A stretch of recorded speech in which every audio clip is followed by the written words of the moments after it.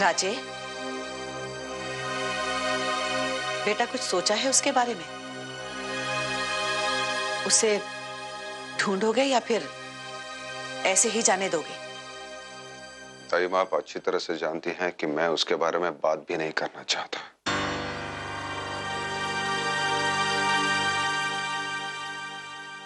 बेटा मैं जानती हूं कि तुम उससे मिलना नहीं चाहते, लेकिन वो क्या चाह सकती है, क्या कर सकती है, इसका भरोसा नहीं है।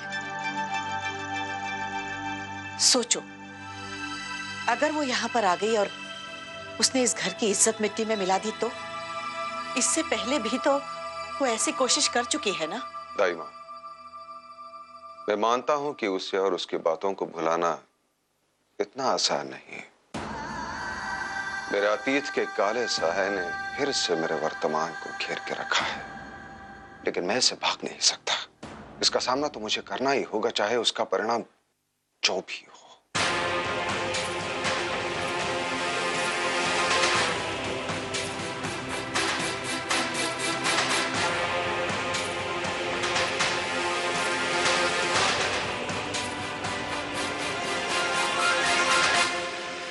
हो सकता है राजे, तुम उससे या वो तुमसे मिलना चाहते हो, लेकिन मैं कभी भी किसी कीमत पर उसका साया तुम पर नहीं पड़ने दूंगी। इससे पहले कि वो तुम तक पहुंचे, मुझे उस तक पहुंचना होगा। और जहां तक मैं तुम्हें जानती हूं राजे, तुम अगर ये जानते हो कि वो जिंदा है, तो ये भी जानते होगे कि वो कहां है।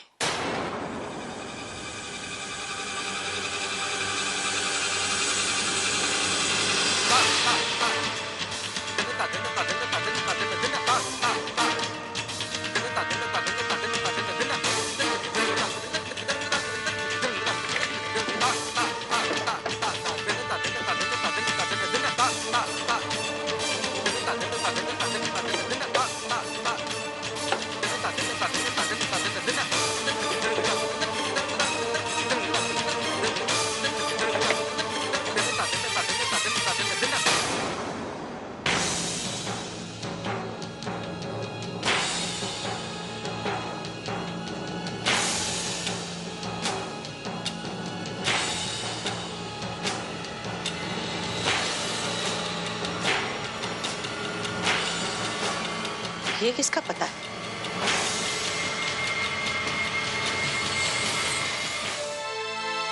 अरे क्या कर रही है? ध्यान से, ध्यान से।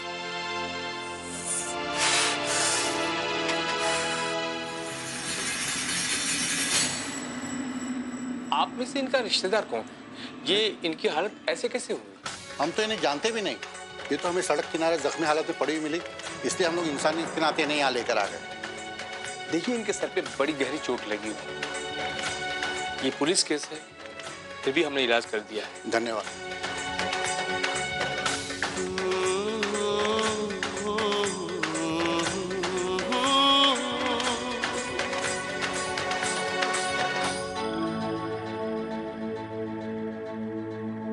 करण, आभा कैसी है? वो ठीक तो है ना?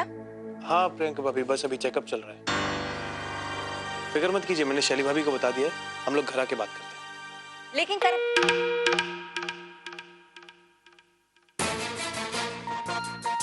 फिर उस बेवकूफ के मुंह से कुछ निकल गया ना, मैं तो गई काम से। अभी लो आप जा सकते हैं, लेकिन जब भी पुलिस बुलाए आपको यहाँ बयान देने के लिए आना पड़ेगा। और जाते वक्त रिसेप्शन पे अपना एड्रेस लिखवा के जाइए। अच्छा जी, अब हम जाएं? जी। अच्छा चलो। अब कुछ सीरियस तो नहीं है? नहीं सर, घबराने की कोई बात नहीं।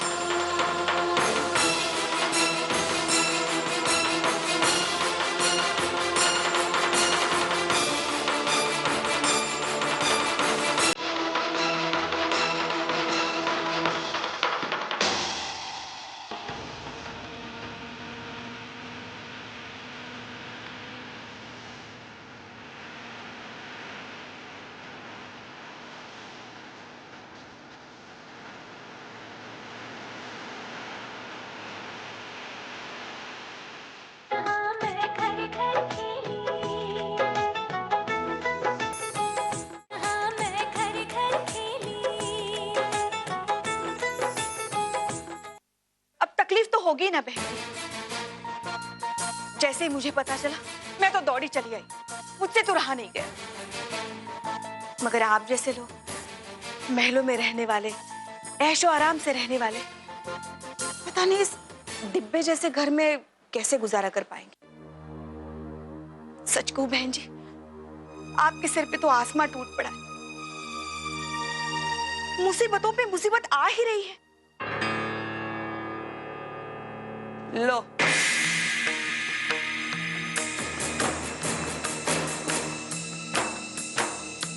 मुसीबत का नाम लिया और मुसीबत की वजह भी आ गई।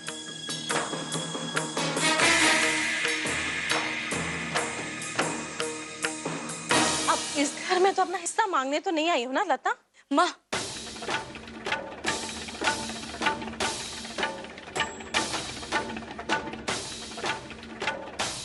आंटी जी, हम आभा से मिलने आए हैं और ये कुछ गिफ्ट्स लाए हैं पावनी, आसमी और मुन्ने के लिए। पहले ही बहुत एहसान कर चुकी हो हम लोगों पर, अब तुम्हारे और एहसान हम बर्दाश्त नहीं कर सकते।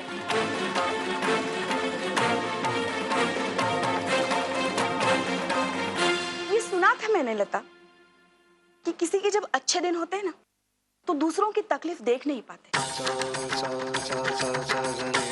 माना कि तुम्हारी शादी बड़े घर में होगी, मगर इसका मतलब ये नहीं है कि तुम अपनी सगी बहन को उसी के घर से निकाल दो।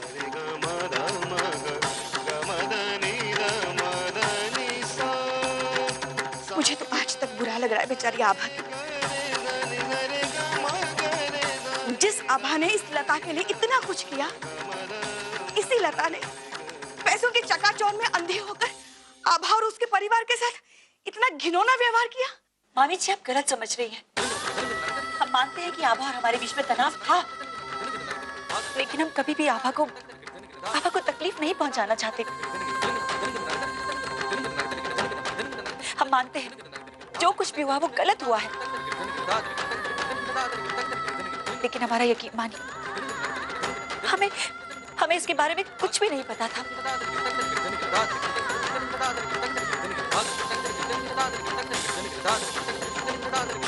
अगर राजी ने ये कदम उठाया है तो जरूर उनकी कुछ मजबूरी रही होगी। लता प्लीज, पहले तो तुमने स्वर्ण भवन हड़प लिया, अब मजबूरियों की दुहाई लेकर रिश्ते बनाने आए हो। और तुम जो कह रही हो कि तुम्हें इसके बारे में कुछ नहीं पता था, इसका यकीन हम कैसे कर लें? तुमने साफ साफ कहा था कि स्वर्ण भवन की मालकिन तुम हो।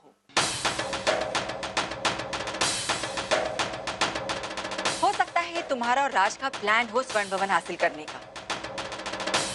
अरे कुछ तो शर्म करो झूठ बोलने से पहले। प्रियंका प्लीज चुप रहो।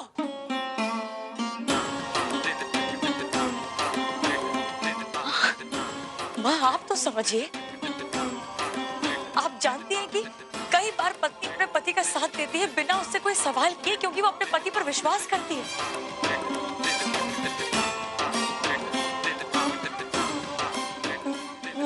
मैंने खुद कितनी बार विमल का साथ दिया है उससे बिना कोई सवाल किए।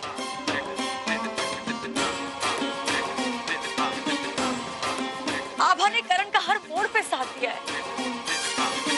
हो सकता है माँ कि लता भी शायद राज का साथ दे रही हो।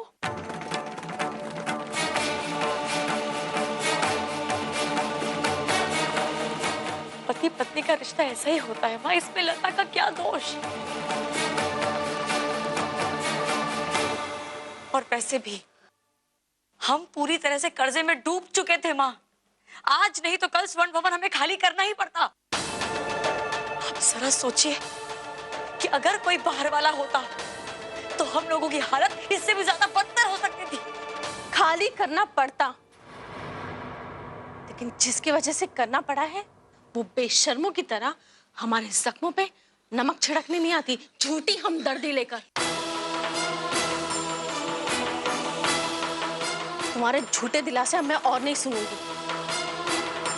तुमने और आभा ने मिलकर पहले ही कनिका का घर उजाड़ दिया है, और अब जो हमारे परिवार के साथ किया वो काफी। माफ करो हमें, निकल जाओ यहाँ से।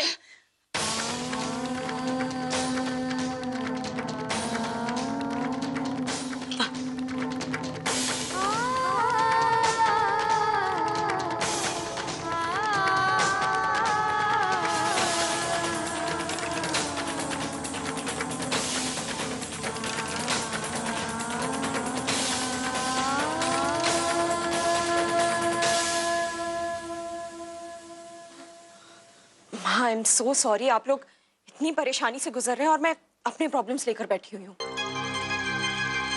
अभी अभी मैरिज काउंसलर के यहाँ गई थी, तो सोचा आप लोगों से मिलते चलो। क्या क्या कहा उन्होंने? माँ वो बोल रहे थे कि मुझे प्रकाश के साथ 6 महीने रहना होगा।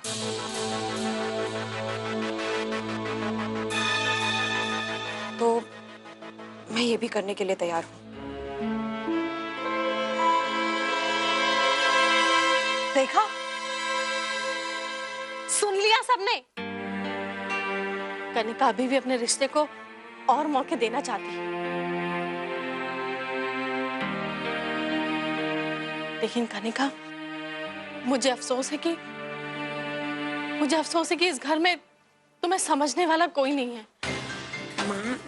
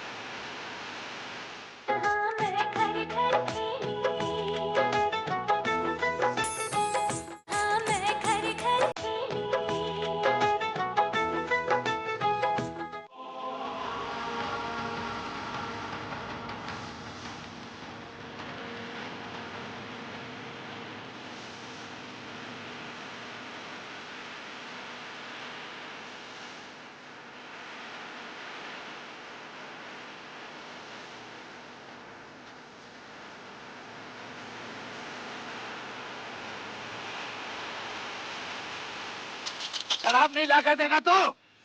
मुझे ना कहेगा तू? तेरी इतनी हिम्मत? नहीं मामू, ये जीजी के पैसे। मैं इसकी शराब थारे को ना पीने दूंगा। अरे चल छोड़। नहीं मामू। छोड़ इसे। नहीं मामू। मामू मत तोड़ो मामू।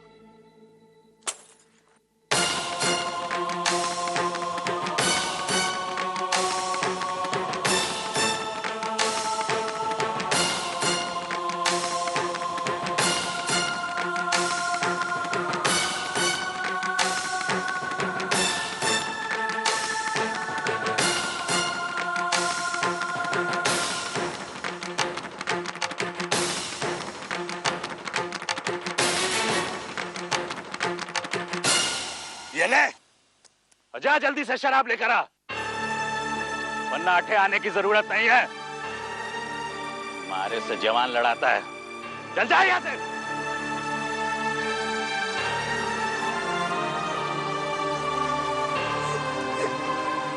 आज मेरी जीजी यहाँ होती, तुम्हारे को इस तरह रोने ना देती।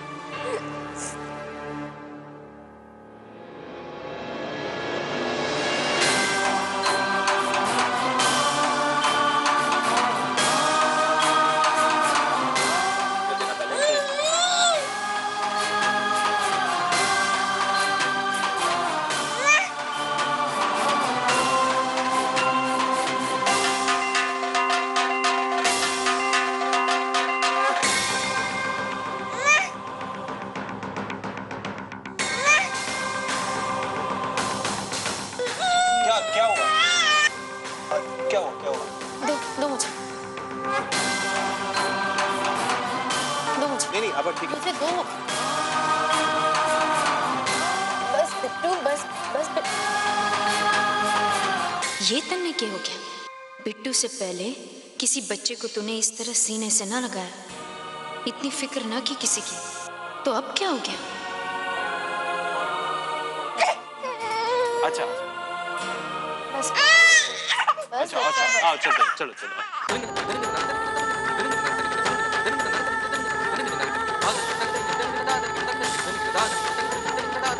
सो जा बच्चा, सो जा। भूख लगी है ना? घर जाकर फिर खाना खाएंगे।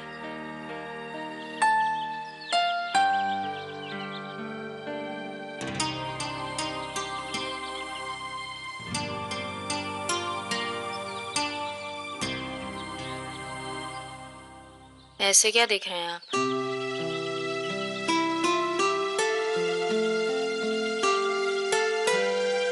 तुम्हें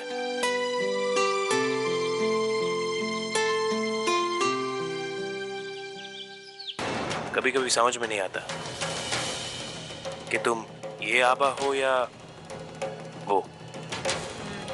मतलब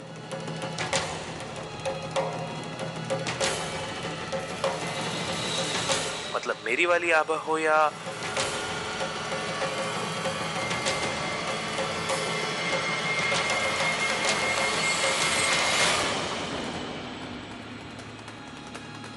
अब छोड़ो, चलो। करण, हम आपकी पुरानी वाली आभा ही हैं। बस वो घर में इतना कुछ हो रहा है, इसलिए कभी कभी हम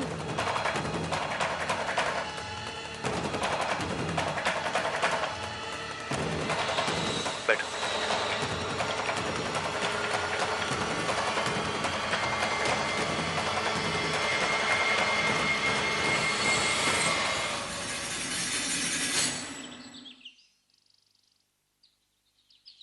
एक्सक्यूज मी मिस्टर।